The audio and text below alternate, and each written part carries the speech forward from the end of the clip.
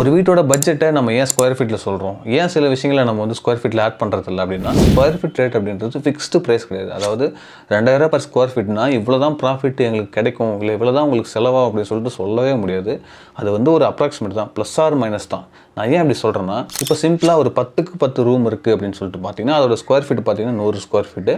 அதோட running feet அதாவது சுற்றளவு அப்படின்றது 40. அதே 20க்கு 5 அதாவது 20 அடி நீளம் 5 அடி அகலத்துக்கு அதோட ஸ்கொயர் ஃபீட் பார்த்தீங்கன்னா 100 தான் வரும். பட் அதோட ரன்னிங் ஃபீட் சுற்றளவு பார்த்தீங்க அப்படின்னா 50 வரும். இதில் வந்து ஒரு 5000 செங்கல் நம்ம யூஸ் பண்ணியிருக்கோம் அப்படின்னா இதில் வந்து 5500 அப்படின்னா 6000 செங்கல் யூஸ் பண்ணியிருப்போம்.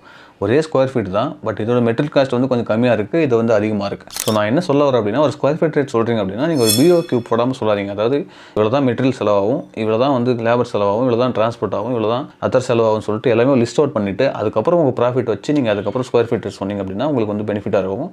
இல்லைனா நிறைய லாஸ் ஆகிறதுக்கான வாய்ப்புகள் இருக்குது. நன்றி.